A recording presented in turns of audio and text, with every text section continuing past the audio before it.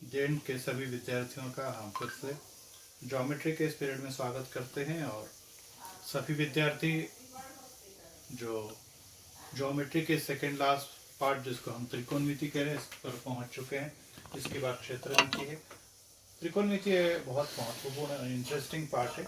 अगर हम उसे सूत्र को याद करेंगे, फॉर्मूलों को समझेंगे तो ये बहुत ही अच्छा पार्ट है। और गिने चुने ही सवाल है, वही सवाल हर बार पूछे जाते हैं।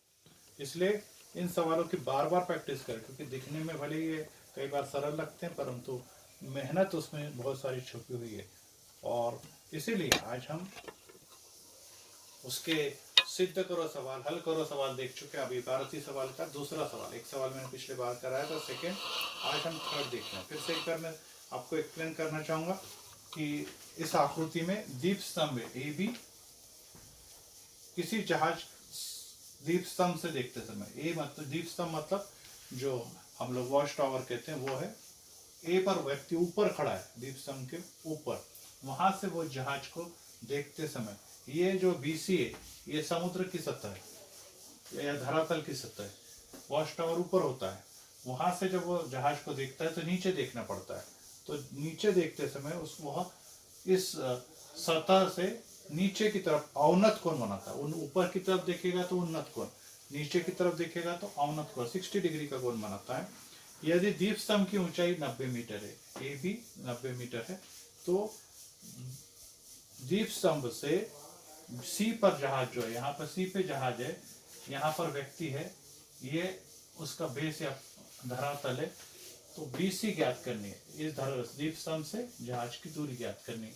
और इसीलिए आसानी से हम लोग त्रिकोणमिति के नियम लगाकर ये दूरियों को ज्ञात कर सकते हैं। मैंने आपको पीछे बताया, फिर से बता रहा हूँ कि पाइथागोरस ने ईसा से हजारों साल पहले, 2000 साल पहले, मतलब आज से लगभग 4500 साल पहले पाइथागोरस ने इस नियम को विकसित कर लिया था। और उसके द्वारा अंतरिक्ष में तारे, चंद्र, सूर्य, इसकी दूरियां भी ज्ञात की थी। तो आज हम इसी नियम का इस्तेमाल करके दूरी ज्ञात करेंगे। अब इसमें क्या क्या दिया है अब हम देखेंगे कि माना, अब हमने क्या क्या माना है। ए बी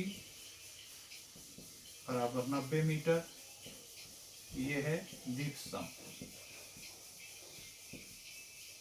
की ऊंचाई, पहली बात हो गई। फिर दूसरी बात है BC जो अपने को ज्ञात करना है, ये है दीप स्तंभ से जहाज की दूरी।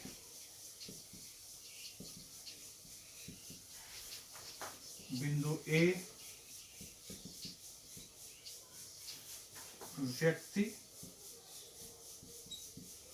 तथा बिंदु C पर जहाज है।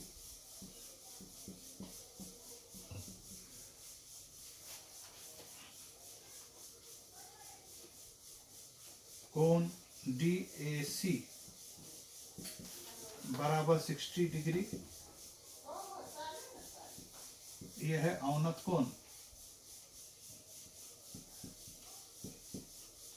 और कोण DAC ये सर्वांसम हो जाएगा कोण ACB के, क्योंकि ये कोण है जेड की आकृति बन रही है, अर्थात ये दोनों भी 60 अंश के, और जेड की आकृति का मतलब ये कौन थे कोण हो गए, एकांतर कोण। एकांतर कोण सर्वांसम होते, तो एकांतर कोण हो गए। अब अपने को लेना पड़ेगा त्रिभुज ABC में कोण B 90 अंश है, क्योंकि कोई भी इमारत दीप स्तंभ धरातल पर क्या होता है, लंब होता है। अब पाइथागोरस का प्रमेय यहाँ पे लगाएंगे। अब ये 60 है, ये 90, तो अपने आप ये 30 अंश का कोण बन गया। ये सम्मुख भुजा है और ये संलग्न भुजा है 60 के लिए। तो यहाँ पे लिखेंगे AB बटे में BC। अब AB बटे BC क्यों लिखा, क्योंकि AB ज्ञात है और ये अज्ञात है। इसको बोलते हैं हम लोग सम्मुख भुजा बटे संलग्न भुजा, और इससे बनता है tan थीटा। सम्मुख भुजा है 90 डिग्री, BC ज्ञात करने का है, और tan यहाँ पर आ गया आपका 60। अब यहाँ पर 90/x इज इक्वल टू 1060 का मान होता है वर्गमूल 3, और वर्गमूल 3 का मान ऑलरेडी किताब में मौजूद है 1.73, और 2 भी आता है लेकिन शॉर्ट नेम मान दिया 1.73। अब हम यहाँ पे उसका मान लिखेंगे 90x इंटू 1.73। अब ये लेते हुए हम इसको ये बाजू ले जाएंगे तो ये हो जाएगा 90/1.73, ये निकल जाएगा x का मान, और भाग देने पर इसको भाग देने पर उत्तर आता है, इसको बाद में लेते हैं हम लोग, वर्गमूल 3 को यहाँ पर ले लेते हैं जिससे कि हल करने में इजी रहेगा आपको, नहीं तो भाग देने में जरा कठिनाई आएगी। तो मैं इसको वर्गमूल 3 ले लेता हूँ, यहाँ पे आपको और हल करके दिखाता हूँ। ये 90/√3, यहाँ पर अपन लोग लगाते हैं हर का परिमेय क्रम, रैशनलाइज ऑफ डिनोमिनेटर। तो हम क्या करते हैं, सबको मालूम है, ऊपर भी वर्गमूल 3 का गुणा करेंगे, नीचे भी वर्गमूल 3 का गुणा करेंगे, तो ये 90/3 इंटू √3 हो जाएगा। 3 से काटेंगे तो ये x का मान आ गया 30√3, और यहाँ पे अब मान रख देते हैं हम लोग, तो आपको और इजी हो जाएगा 1.73, और इस प्रकार से इसका मान आता है 51.9 मीटर। फिर यहाँ पे आपको शब्दों में लिखना पड़ेगा कि जहाज की दूरी BC बराबर 51.9 मीटर है। यहाँ पे शब्दों में लिखेंगे आप। इस प्रकार से ये सवाल समाप्त होगा। फिर से एक बार देखो, यहाँ पर बिंदु ए व्यक्ति खड़ा है, बिंदु सी पर जहाज खड़ा है, AB ये दीप स्तंभ की ऊंचाई है जो दी हुई 90 मीटर। फिर इसके बाद BC ये दीप स्तंभ से जहाज के बीच की दूरी जो कि आपको ज्ञात भी करना है, ये अपने को ज्ञात करना है, x ये निकालना है। फिर इसके बाद जहाज से दीप स्तंभ से सीधे देखते हैं, लेकिन जब हम नीचे देखेंगे तो ये हमारी जो नजर है उसके समांतर, धरती के समांतर हम लोग देखते हैं। जब हम नीचे देखेंगे तो कौन सा बनता है, अवनत कोण। ये 60 डिग्री है, ये 60 है तो ये भी 60 हो जाएगा, कारण है एकांतर कोण, Z की आकृति बन रही है। अब इस 60 के सामने का कोण 90 है, भुजा 90 है, तो त्रिभुज ABC में कोण भी 90 है, और 90 है तो ही यहाँ पर इन नियमों का इस्तेमाल होता है। आपको मैंने पहले बताया, त्रिकोणमिति मतलब राइट एंगल ट्राइंगल या समकोण त्रिभुज में लगेगा। AB ज्ञात करना है BC, AB को बोलते हैं सम्मुख भुजा 60 के लिए, और BC को बोलते हैं संलग्न भुजा 60 के लिए। तो tan थीटा, थीटा का मान अब ये बन गया 60, सम्मुख भुजा के लिए मान है 90, नीचे की भुजा BC का मान x, वर्गमूल 3 इसका मान होता है। सभी जानते हैं कि 10, यहाँ पे आप चाहे तो लिख लो 1060 इज इक्वल टू √3। ये कहाँ से आया, ये टेबल आपको मैंने दिया हुआ है आपकी कॉपी में लिखने के लिए, वहां से। फिर x इधर से चले गया, √3 इधर आ गया, यहाँ पे लिया मैंने 90/√3। अब हर का परिमेय क्रम, ऊपर नीचे √3 है इसलिए √3 से गुणा किया, और √3 से गुणा किया तो वर्गमूल 3 बन गया 3, 3 से कट गया तो ये बन गया 30, 30 वर्गमूल 3, और वर्गमूल 3 का मान जो किताब में दिया था 1.73 गुणा करने पर इतना आ गया। इस प्रकार से ये सवाल यहाँ पे पूरा हो गया। अब दूसरा मैंने किया, अब आपको तीसरा करना है। होमवर्क मैं कर रहा हूँ क्वेश्चन नंबर 4। अब क्वेश्चन नंबर 4 में आपको मैं, ये भी एक इम्पोर्टेंट सवाल है कि 2 खंबे हैं, एक 18 मीटर है, एक बड़ा है, और एक छोटा खंबा है। इसका नाम हम लोग दे देते हैं AB, बड़ा खंबा है जिसकी ऊंचाई 18 मीटर है, और छोटा खंबा जो है वो है 7 मीटर, ये 7 मीटर है, इसका नाम अपन लोग दे देते हैं CD। ठीक है, अब उन दोनों को जोड़ने वाला तार जो है, मतलब उसके खंबे को ये जोड़ रहा तार, तार जो है ऊपर से ऊपर तक चलता है। इसकी लंबाई है 22 मीटर। 22 मीटर। तो उस तार के द्वारा क्षैतिज के समांतर बनने वाले कोण की माप ज्ञात करो। क्षैतिज के समांतर, अब ये हो गया आधार, ये हो गया क्षैतिज, और ये वाला कोण अपने को ज्ञात करना है, कोण थीटा। अब यहाँ पे जहां पे कट रहा है उसका नाम आ गया बिंदु। ये भी लंब हो जाएगा, ये भी लंब हो जाएगा, ये भी लंब। अपने को कोण थीटा ज्ञात करना है। ये 7 है तो ये भी 7 हो जाएगा, ये 18 है तो ऑटोमेटिकली ये आ गया 11 मीटर। ये 22 से 11 है, आसानी से निकल जाएगा, कोई परेशानी नहीं आएगी। तो आइए हम सवाल को पहले क्या क्या दिया है वो लिख लेते हैं। पहले खंबा AB बराबर 18 मीटर, दूसरा खंबा CD बराबर 7 मीटर,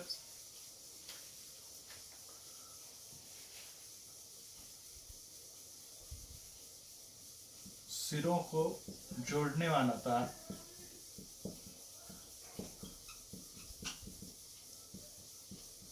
ऊपर के सिरों को जोड़ने वाला तार AD बराबर 22 मीटर। इसके बाद हमें ज्ञात करना है कि क्षैतिज के समांतर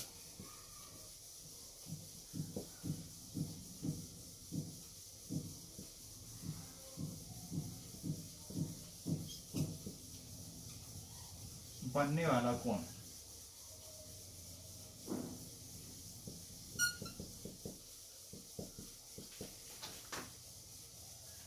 ADE, ये ज्ञात करना है। इसको अपन ने थीटा माना और ये ज्ञात करेंगे बस। अब क्षैतिज लिख देता हूं मैं, BC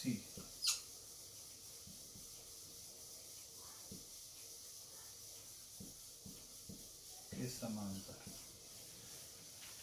ठीक है, अब यहां पर चतुर्भुज BEDC में कोण C बराबर कोण B बराबर कोण E बराबर 90 डिग्री। इसलिए चतुर्भुज BEDC एक आयत होगा। ये जो है ये आयत होगा, ये वाला आपको दिख रहा है, ये पूरा आयत हो जाएगा। अब आयत होगा तो इसका मतलब क्या है कि समूह भुजाएं सर्वांग समहोती है। मतलब EB बराबर CD, और दोनों की माप ये अगर 7 है तो ये भी कितनी हो जाएगी, 7 मीटर। अब अपने को यहाँ पर दिया ही है, अगर आपको AE निकालना है तो क्या करेंगे हम लोग, किस में से किसको हटाएंगे, AB में से माइनस कर देंगे BE को या EB को। ये क्या, माइनस वाले को क्या बोलते हैं हम लोग, बिटवीननेस प्रॉपर्टी, मध्यता का गुण था। तो ये हो गया AB की माप हो गई 18, 18 में से 7 गए 11 मीटर, ये आपका 11 आ गया यहाँ पर। अब सिर्फ डायरेक्ट त्रिभुज में नियम लगाना है कि सवाल समझ। अब इसके बाद अपने को निकालना है थीटा कोण। तो लिखेंगे त्रिभुज AED में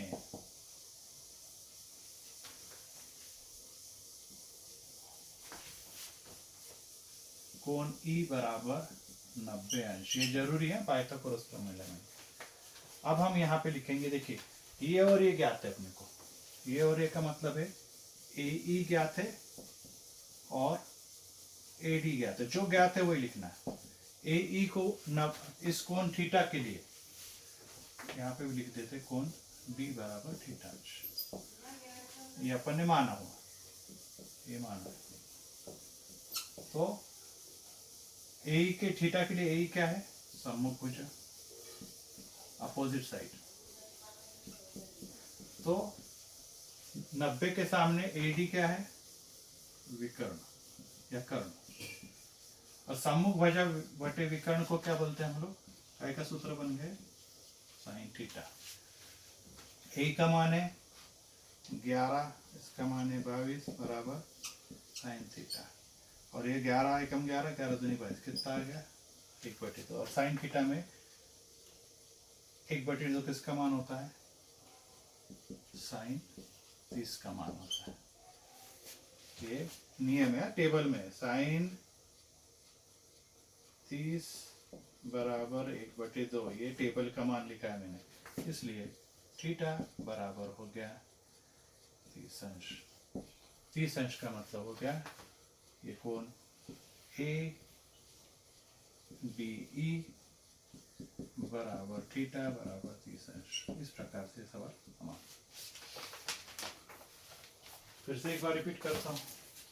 दो खंबे, एक का नाम है ए बी, दूसरे का नाम है सी डी। इसकी लंबाई है 18 मीटर, इसकी लंबाई है 7 मीटर। ये दोनों एक दूसरे के समांतर है। साथ में सभी जानो कि धरातल BC पर ये लंब भी होते हैं। दूसरी बात दिया कि इस खंभों के ऊपर वाले सिरों को तार से जोड़ा गया है। इसका नाम है AD 22, यहाँ पे लिखा मैंने, तार AD बराबर 22, पहला खंभा 18, दूसरा खंभा CD।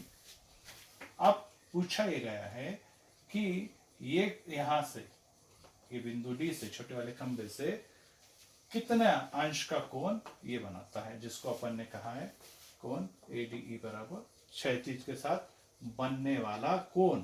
ये क्षैतिज है और इसके साथ बनने वाला कोण थीटा कितना होगा। अब ये चतुर्भुज लिया, पहले अपने को 7 तो 7 बताने के लिए पहले इसको आयत बताना पड़ेगा। तो ये बताने के लिए सबसे पहले हमने क्या लिया, ये 90, ये 90, ये 90, तो बचा हुआ कोण भी अपने आप 90 हो जाएगा। किसी भी चतुर्भुज के चारों कोण 90, तो वह आयत होगा या आयत होगा। अब इसके बाद इसकी सम्मुख भुजाएं सर्वांग सम है। अगर CD 7 है तो EB भी 7 हो गए, EB भी 7 हो गए। अब यहां से लेके यहां तक है 18, ये हो गई 7, तो बचा हुआ अर्थात AE कितना होगा, बिटवीन इसके हिसाब से AB में से EB को घटाए, अर्थात 18 में से 7 को घटाए तो 11 आ गया। ये आपका 11 आ गया। अब 11 आने के बाद इस त्रिभुज में ये 11 है, ये 22 है, ये 11 मतलब A और D पर, तो A का मतलब है सम्मुख भुजा इस थीटा के लिए, इस थीटा की सम्मुख भुजा, और ये विकर्ण है 90 के सामने। और सम्मुख भुजा बटे विकर्ण का सूत्र है साइन थीटा। A का मान है 11, D का मान है 22, 11 एकम 11, 11 दूनी 22 काट दिया, 1/2 साइन थीटा। और टेबल में साइन 30 का मान है 1/2, जो 9th में हमने पढ़ा।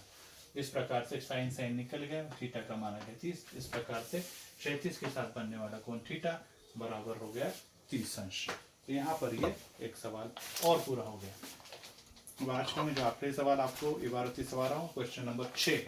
अब मैंने आपको पहला कराया, दूसरा कराया, चौथा कराया, अब छठा करा हूँ। आपने सिर्फ तीसरा और पांचवा करना है, तीसरा और पांचवा करना है। तो आप मैं अंतिम सवाल जो आज का करा रहा हूँ, ये ध्यान से देखें कि ये भी परीक्षा में पतंग से संबंधित सवाल है जो कि पूछा जाता है।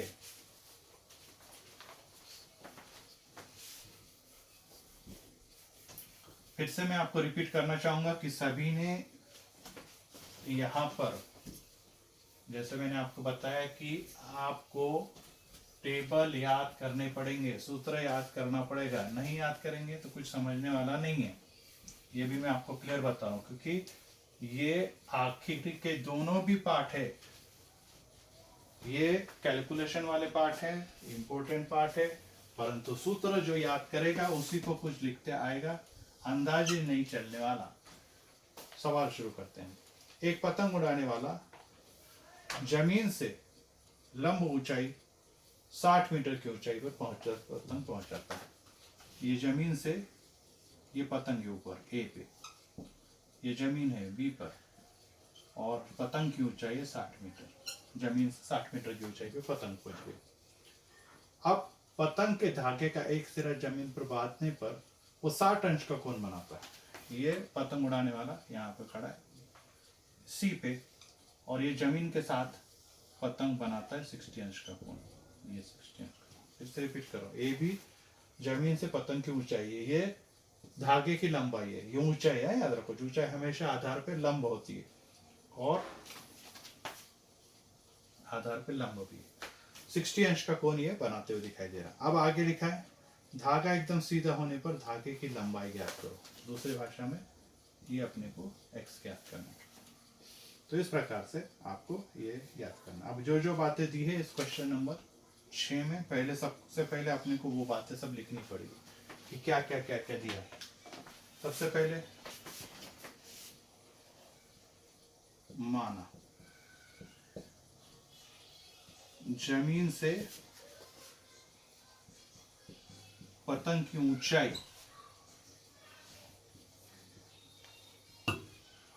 ए बी बराबर 60 मीटर। फिर धागे की लंबाई ये अपने को ज्ञात करनी है, x बराबर क्वेश्चन मार्क, और पतंग द्वारा बना कोण ACB बराबर 60 डिग्री। अब यहां पर उन्होंने पूछा है कि आपको धागे की लंबाई बतानी है, तो धागे की लंबाई अपने को ज्ञात करनी है। तो देखिए किस प्रकार से करेंगे। अब यहां पर आ जाइए फिर से त्रिभुज ABC में कोण B बराबर 90 अंश और कोण C बराबर 60 डिग्री।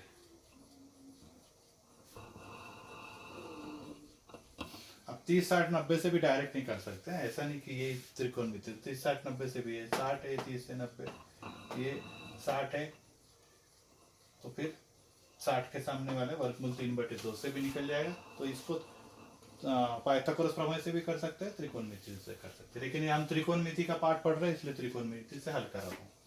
ये वाले 60 के सामने की भुजा है जिसको अपन ने बोला AB, और ये वाली कर्ण है AC। अब आप बोलेंगे इसको क्यों नहीं लिया, क्योंकि इसको निकालना नहीं है, ये निकालना था ये निकालना था, तो ये 60 की सम्मुख भुजा, ये भी कर्ण, यहाँ पे लिखूंगा मैं सम्मुख भुजा, और ये हो गया आपका विकर्ण। सम्मुख भुजा बटे विकर्ण को क्या बोलते हैं हम लोग, बोलिए साइन थीटा। AB 60, AC निकालने का है, साइन 60 आ गया। और सभी को मालूम है त्रिकोणमिति में साइन 60 का मान है वर्गमूल 3/2, साइन 60 का नाम वर्गमूल 3/2। तो यहाँ पे हमने 60/x वर्गमूल 3/2 में, तो x का मान निकालना, x इधर चले जाएगा और वर्गमूल 3/2 इधर जाएगा, तो 2 वर्गमूल 3 बन जाएगा।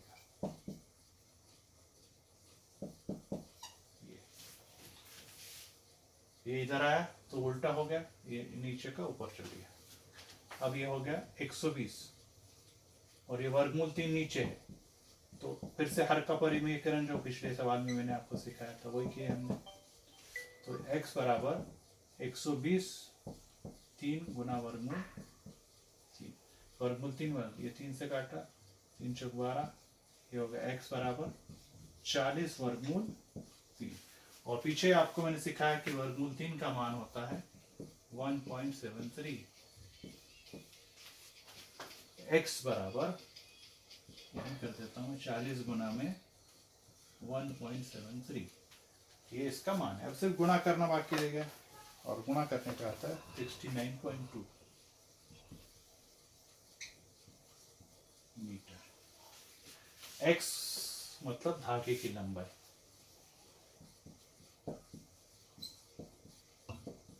धागे की लंबाई AC बराबर x बराबर 69.2 मीटर।